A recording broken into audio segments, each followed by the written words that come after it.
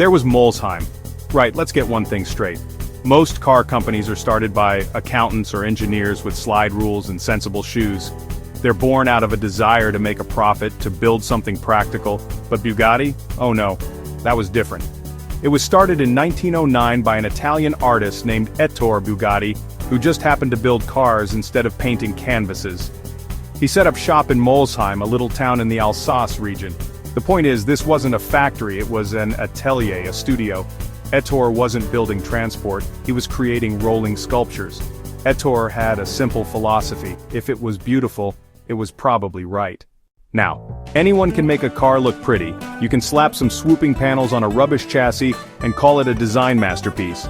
But with Bugatti, the beauty wasn't skin deep. It went all the way to the bone. You'll find an engine block that has been hand-scraped to create a mesmerizing, patterned finish. Why? No real reason, other than the fact that Ettore believed that even the parts no one would ever see should be perfect. It was a level of obsession that bordered on madness, and it was brilliant. The famous 8-spoke alloy wheels, for instance, were a stroke of genius. They were also designed with the brake drum cast directly into the wheel, a clever bit of engineering that improved cooling and reduced unsprung weight. His engines were not just powerful, they were jewels. First, the Type 35. This for me is possibly the most beautiful racing car ever made. It's not aggressive or brutish, it's elegant, delicate, and perfectly proportioned. And yet it dominated the racing scene like nothing before or since.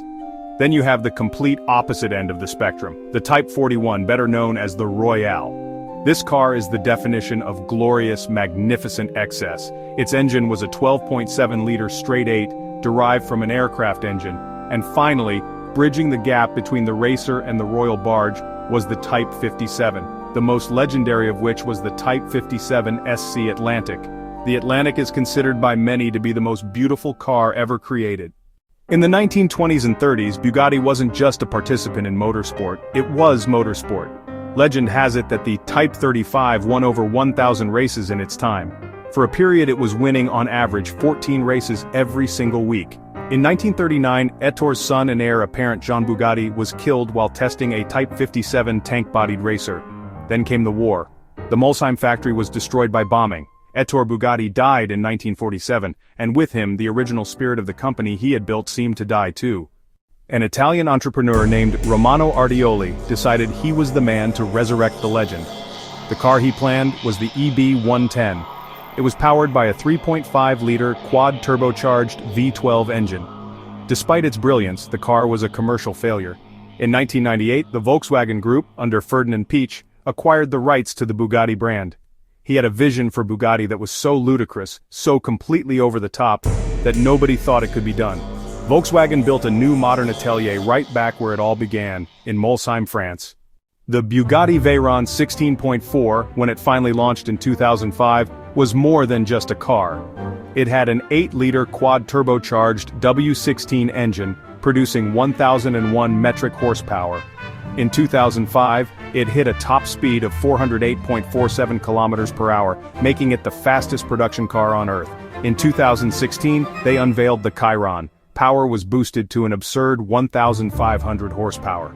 In 2019, a modified version became the first production car to break the mythical 300 miles per hour barrier. The result was the Bolide, a track-only hypercar with 1,825 horsepower. So, what is the legacy of Bugatti? Is it just a list of top speed records and eye-watering price tags? No, it's much more than that. The Bugatti story is a lesson in the power of a singular vision. It's about a man who believed that cars could be art, and who pursued that belief with such obsessive passion that he created a legend. Ettore Bugatti's influence can still be seen today in every car that strives for beauty in its mechanical components. Bugatti's impact on car history is immense, from the first alloy wheels on a production car to the first car to break the 300 miles per hour barrier. The spirit of Ettore Bugatti will undoubtedly live on. The relentless pursuit of perfection, the fusion of art and engineering, that is the essence of Bugatti. It was, and remains, the most extraordinary car company the world has ever known. Nothing else even comes close.